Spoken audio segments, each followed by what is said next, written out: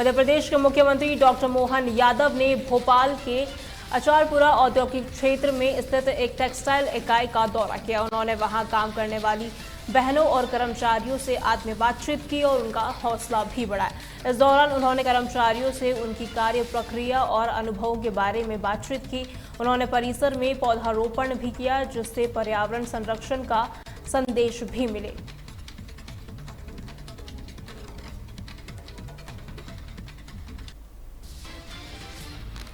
रायपुर में उप मुख्यमंत्री अरुण साव ने नवा रायपुर स्थित सरकारी निवास पर हरेली पर्व की धूम रही।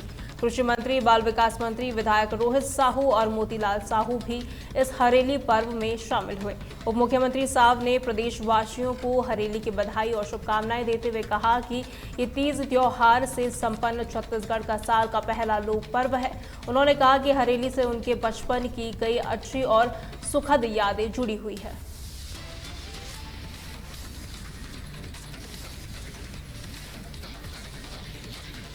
छत्तीसगढ़ के दुर्ग में बौद्ध समाज ने एक विशाल रैली निकाली। इस रैली में बौद्ध गया के कई लोग मौजूद रहे। इस दौरान बीटी एक्ट 1989 को निरस्त करने की मांग भी की गई। ये शांतिपूर्ण आंदोलन पूरे शहर का ध्यान खींचने में कामयाब भी रहा। हमारे रैली की आवश्यकता इसलिए पड़ी कि हम लोग पिछले 22 दिन और आज 23वां दिन है कंटिन्यू 10 बजे से लेकर शाम 7 बजे तक के डेली धरना हो रहा है दुर्ग जिले के अंतर्गत, जहां पर सैकड़ों की तादाद में लोग जो हैं धरने में अपनी उपस्थिति दे रहे हैं। क्यों दे रहे हैं? क्योंकि हमारी मांग जो है संवैधानिक है, जायज़ है। और मांग क्या है हमारी कि वो बिहार में जो बौद्ध गया का महाबोधि विहार है वहां से बीटी एक्ट निरस्त किया जाए। बीटी एक्ट कौन सा? 1949, जो कि संविधान बनने के पहले का है।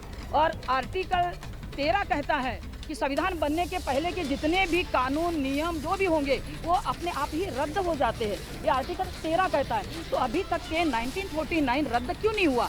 वहाँ पर ये मान्य क्यों है? वहाँ पर आधे बौद्ध और आधे गैर बौद्ध क्यों है?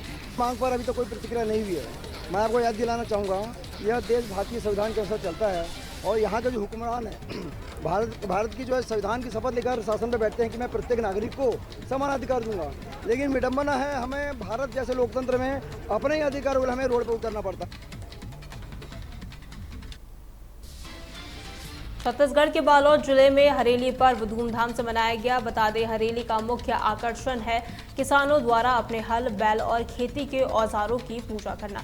इस दौरान लोग ठेठरी, खुरमी, चावल का फरा और गुड़ के पकवान बनाते हुए नजर आए। गांव में मेले और गैर नृत्य का आयोजन भी होता है। बच्चे नीम की टहनियों से खेलते हैं और पशुओं को हरा चारा खिलाया जाता है।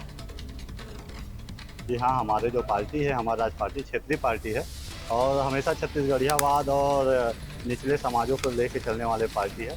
और अभी हमारे छत्तीसगढ़िया मन के पहली तिहार हरेली आए, जिसमें जम्मो छत्तीसगढ़िया मन धूमधाम से हरेली ला मनाते। पहला तिहार है, संगे संग यही से हमार ना खेती बाड़ी के, किसानी के सबो चीज़ है चालू हो जाते। तो एक से काहे किसान मन के भी पहली तिहार है होती है सावन में और इसके पूर्व खासकर जून जुलाई से खेती किसानी से जुड़े हुए लोग अपने खेती किसानी के काम को पूरा करने के बाद खेती के समस्त औजार, कुदाली, रापा, नांगर, बख्तर, जितने भी है, इनको बहुत इज्जत के साथ साफ सुथरा करके पूजा पाठ करते हैं। ये उनके औजार है।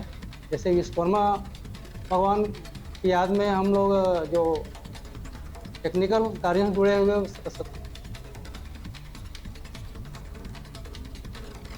बलरामपुर में बढ़ती बिजली दरों और जर्जर सड़कों को लेकर जिला कांग्रेस कमेटी ने चांदो चौक में धरना दिया और विद्युत विभाग का घेराव किया। विभागीय अधिकारी के देर से पहुंचने और कार्यालय से बाहर जल्दी न निकलने पर कांग्रेस कार्यकर्ताओं ने नारेबाजी भी की और काफी वो आक्रोशित नजर आए। प्रदर्शन के बाद कांग्रेस नेताओं ने प्रशासन को ज्ञापन सौंपा। इस मौके पर कांग्रेस अध्यक्ष केपी सिंह देव, पूर्व विधायक प्रीतम राम और महिला कांग्रेस और युवा कांग्रेस के नेता मौजूद रहे।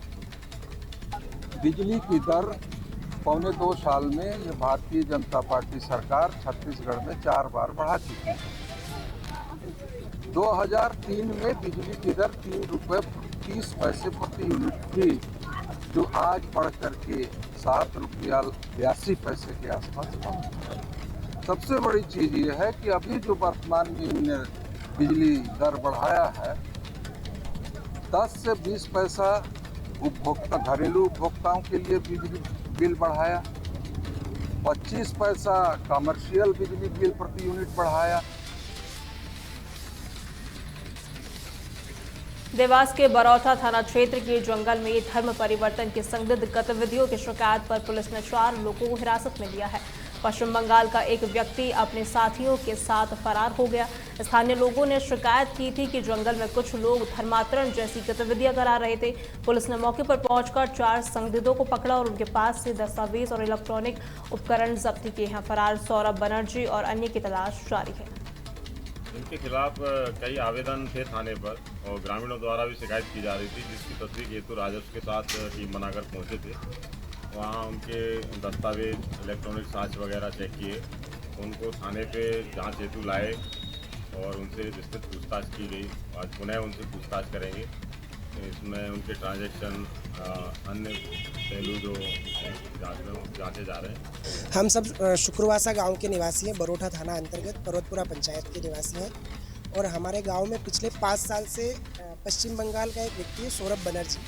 सबसे पहले वो व्यक्ति अकेला आया और उसके बाद में इंदौर से कुछ कॉलेज के स्टूडेंट को, जो पत्रकारिता में स्टूडेंट है, कोई इंजीनियरिंग स्टूडेंट है, डांसर है, उनको बहला फुसला करके कि हम गांव में किसी समाज सेवा के लिए चल रहे हैं, ऐसा करके वो लोगों उनको यहाँ बहला फुसला करके लाया। पहले उन्होंने टेंट तंबू में रहे, फिर उसके बाद उन्होंने लकड़ी के मकान वगैरह और ये बनाए। वहाँ सर्व सुविधा युक्त व्यवस्थाएँ देता है। कम से कम 8-8, 10-10 हज़ार रुपये पर डे का उनका खर्च है।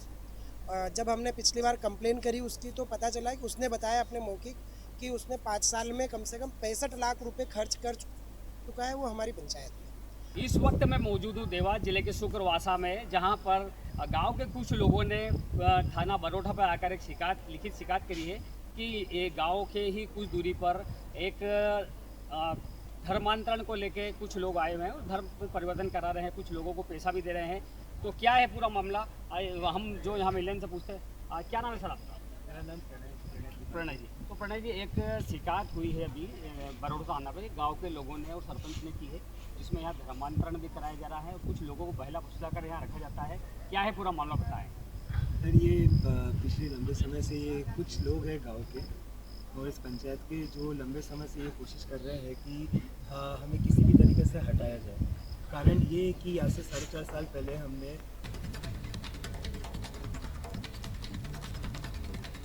चांपा के शक्ति जीडी पावर प्लांट में 20 साल के मजदूर की कन्वेयर बेल्ट में फंसने से दर्दनाक मौत हो गई। बता दें, हादसे के बाद परिजनों ने 30 लाख रुपए मुआवजा और 2 लाख रुपए तत्काल सहायता की मांग की है। प्रशासन और पुलिस की मौजूदगी में प्रबंधन ने लिखित आश्वासन दिया है, जिसके बाद से मामला शांत हुआ। पुलिस ने शव को पोस्टमार्टम के लिए भेजा है और आगे की जाँच पड़ताल शुरू कर दी। आज सुबह हमको 7:30 बजे सूचना मिली थी कि शांति जीडी प्लांट में एक मजदूर है जो कन्वेयर बेल्ट में फंस गया था और उसी दौरान उसकी मृत्यु हो गई थी। और उनके परिवारजनों के साथ बात करके जो भी है यहाँ पे जो समझौता कराया गया है और उनके परिवार में किसी सदस्य को नौकरी देने की बात की गई है और मामला भी शांत है।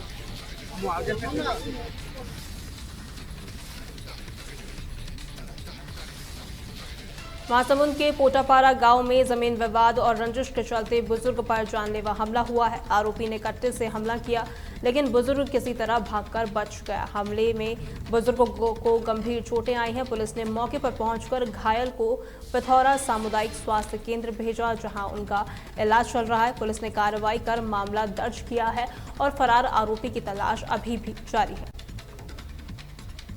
थाना पिथौरा अंतर्गत पोटापारा है, जहाँ पे प्रार्थी हैं दुर्पति पटेल। उनके द्वारा थाने में रिपोर्ट दर्ज कराया गया है कि जब वो और उनके पति जो हंसराज पटेल हैं वो घर के आंगन में बैठे हुए थे, तब उनके जो जेठ का लड़का है योगेश पटेल वो वहाँ पे आया और पुराने जो विवाद को लेकर जो मुर्गा काटने वाला जो कत्ता है उसके पति के सिर पे और बाएं कान के पास में उसने प्रहार किया है और जिससे उसका पति घायल हो गया है। इस प्रकार प्रार्थियों की रिपोर्ट पर थाना पिथौरा में अपराध धारा 296, 109 जो कि हत्या का प्रयास की धाराएं हैं, उसके तहत प्रकरण दर्ज किया गया है एवं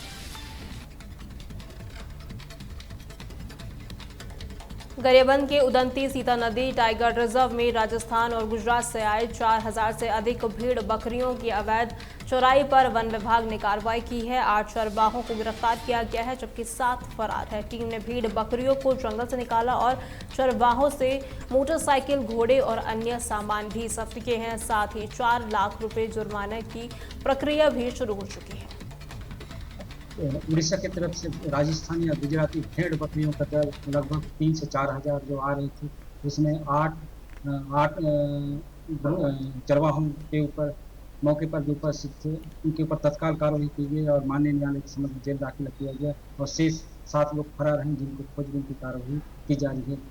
इन भेड़ बकरियों के घुसने से अपना रहवास क्षेत्र वन्य प्राणियों के क्षेत्र में प्रतिकूल प्रभाव पड़ता था और वन्य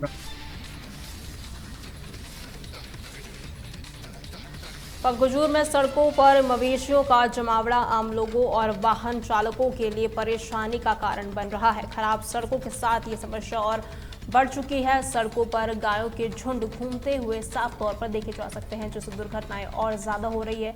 हैरानी की बात यह है कि ज्यादातर गायें पालतू है जिन्हें मालिक सड़कों पर छोड़ देते हैं।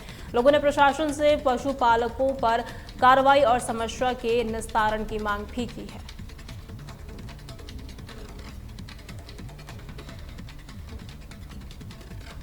बलरामपुर के राजपुर में शव वाहन न होने के कारण एक अज्ञात शव को कचरा फेंकने वाले ट्रैक्टर से पोस्टमार्टम के लिए ले जाया गया। यह स्थिति स्थानीय स्वास्थ्य केंद्र की लापरवाही को दर्शाता है। डॉक्टरों ने बताया कि उन्हें कई बार शव वाहन की मांग की लेकिन कोई व्यवस्था नहीं हुई। गरीब लोगों को इसकी वजह से परेशानियों का सामना करना पड़ता है।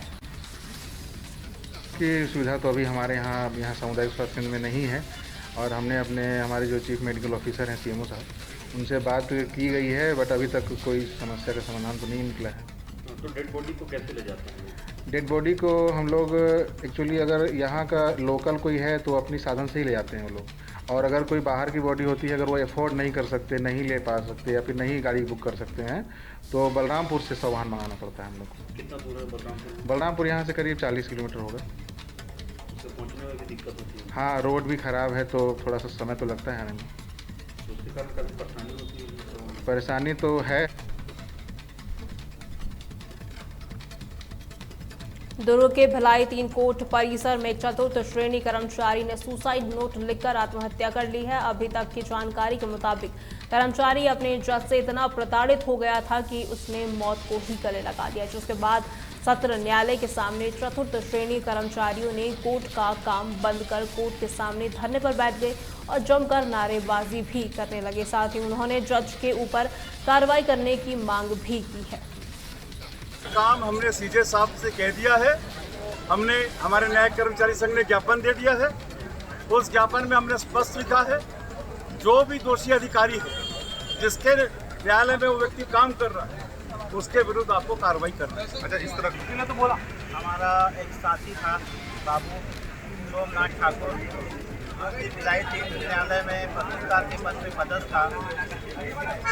कल 10 बजे के पहले ही वो न्यायालय परिसर में एक रूम में पंखे में फांसी लगाकर आत्महत्या कर लिया। इसकी सूचना पाकर हम वहाँ गए। वहाँ देखने पर पता चला उसके जेब में जो जब्ती बनी है, मोबाइल, पैसे और सुसाइड नोट मिला। सुसाइड नोट में लिखा है कि काम का बोझ। मध्य प्रदेश और छत्तीसगढ़ की खबरों में फिलहाल के लिए इतना ही। खबरों के लिए बने रहे तहलका डिजिटल के साथ।